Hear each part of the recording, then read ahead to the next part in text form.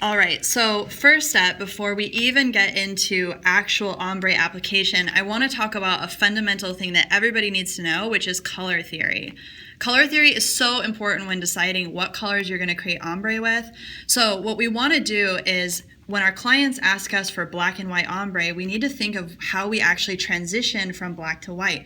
Or if our client asks us for a red and green ombre, we need to think about how we transition from red to green. So this is a color wheel that I just got at a local art store, and it's pretty cool. It allows me to see how all the primary colors and secondary colors go together.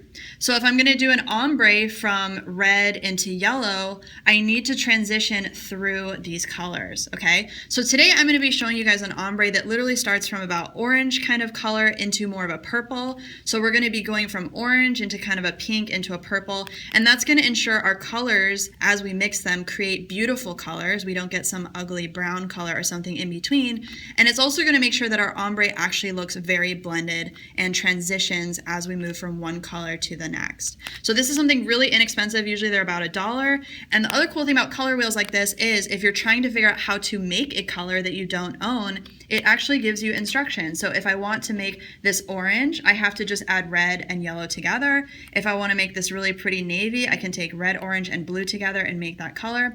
So you don't necessarily have to own every color in the rainbow. This is a great tool to understand how to make the most out of the colors that you already own. So that's a really funky tool for you guys to think about. Color theory is very, very important. All right, so I'm showing you how to do ombre with actually a new brand that just came to North America. It's called Leafgel Premium. It's from Japan, and it's actually Asia's #1 gel polish brand right now. It's got its name, Leafgel Premium, because they really focus on using premium pigments, gels, and the texture is really interesting. It's got a very creamy consistency. It is a soak-off gel, so you can remove it with acetone or you can file it off, whichever you prefer. But the reason why I like it is because the silkiness allows you to be able to work with it on the nail without it actually running into the cuticle. So I'm able to have time to mess around with things, and it doesn't have any nail polish in it, so it doesn't dry unless I put it in the lamp, so I don't get something that's getting thicker as I'm working with it. So I'm going to use 3 different colors, kind of like what we talked about. I'm going to use this really pretty tangerine color. I'm going to transition into kind of like a purpley color, and then we can do blue as well. So again, kind of thinking of that color theory, moving from one color to the next, you can see it really doesn't run that much. It's actually very silky, kind of gooey texture, so really nice to work with.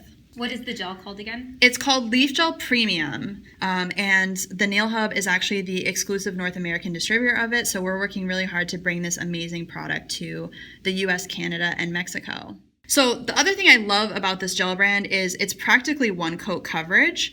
So all I'm going to do is take wet gel and just apply it onto the nail tip. And you want to do kind of a medium coat. Don't make it paper thin. Gel needs gel to work with. So if you do paper thin coats, you're not going to have enough product on your nail to actually move around and blend. And then I'm just going to pick up my next color, just scraping off my brush in between. I'm not curing anything. I'm just leaving it wet and just kind of patting the color on. It can be super messy.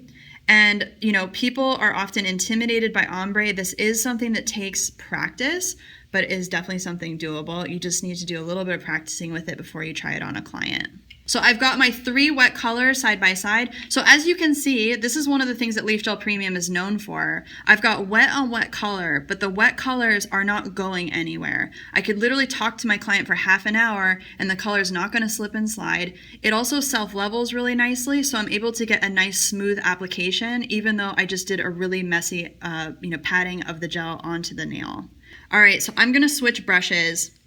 So you can actually use 2 different kinds of brushes for ombre.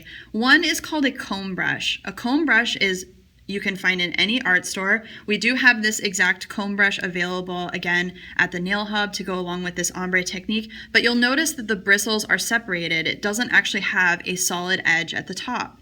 So comb brush is ideal for this, and you can actually customize your comb brush by snipping the tips, kind of like when you do a haircut and you take your hair and you do the vertical cuts to eliminate a lot of that bulk and weight in your haircut. Same idea on your brushes. You can do vertical snips to customize how sparse sparse the bristles are on your brush. Another type of brush is a liner brush. You can also use a detail brush for this. Let me show you what that looks like.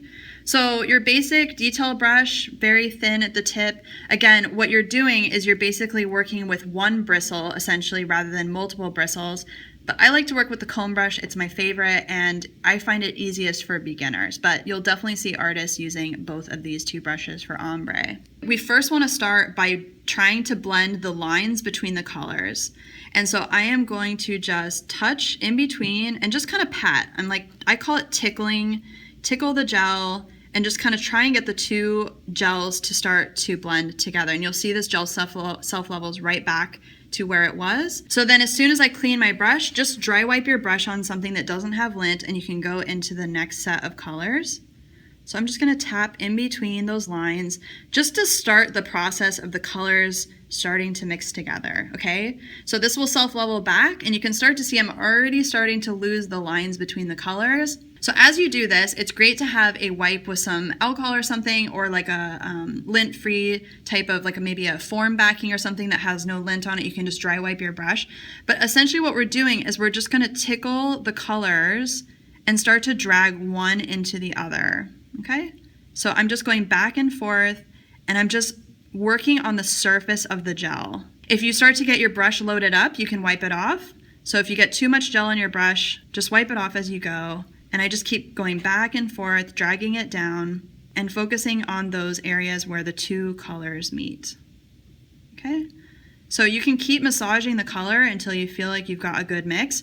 If you struggle with this, if this is the first time you've ever done ombre and you just feel like it's not working out, you can also take your brush vertically on the nail like this, okay? And you can actually just barely use the bristles to go back and forth across the nail this way. So if you feel like it's not mixing and you're really struggling with your, maybe your hand is shaking or whatever, you can actually flip back and forth like that, and it will also help to blend the two colors together. So as we're flipping back and forth, you can use an up and down motion. So we're kind of doing this up and then down, up and then down. That helps to blend the two colors together. Again, you can clean your brush in between, and then you can do the same thing. So if you're struggling with the gel that you use and it just doesn't seem like it's blending very nicely, do a little bit of this vertical swiping and it'll really help to start to blend those colors together, okay? Once you can't see the lines anymore, this is just our first coat. We're gonna do 2 coats. And on the second coating, a lot of that first layer is gonna come through. So we're gonna get more of that perfect ombre on our second layer. But you can see we took something and completely eliminated the lines in between colors and started to make orange into an orange purpley mix, and then a purple into a purpley bluish mix, and we're eliminating all of that there. So this is going to be nice and blended. So we're going to cure this. Leaf gel cures for 30 seconds in an LED lamp or 2 minutes in an ultraviolet lamp, depending on what you're using. And so I'm going to show you guys, while we're waiting for that to cure, I'm going to show you guys what it looks like once you've done 2 coats with that technique. And again, the only difference is that you just keep working the color, keep massaging the color until you feel like you've gotten the result that you're looking for. And if I show you really close, you can see I've just got top coat on here and I've just worked and blended. So you can't see any lines in between the colors. And again, this part of it, getting it this perfectly blended, is where your practice really comes in. You just need to get a feel for the muscle memory of using a comb brush, how much weight to put on the nail, and balancing your hand while you're doing this technique is really, really essential, because if you're pressing too much with your brush, you're gonna be digging into your gel. So I always balance my hand as much as possible to keep my hand from shaking and also keep me from pressing downward too much onto the nail and messing up my design. So this is what the finished product looks like after you've done 2 coats of the same process and top coat. I really encourage you to practice. Practice makes perfect. And just so you guys can see, even from the side view, I still have a nice smooth application, nice and thin. You can see my line of light is nice and straight, which means this nail is very nice and smooth on the top. So practice, practice, practice, and I think with these tricks of the color theory and the comb brush and also using a nice silky gel, you guys are going to be able to master this technique.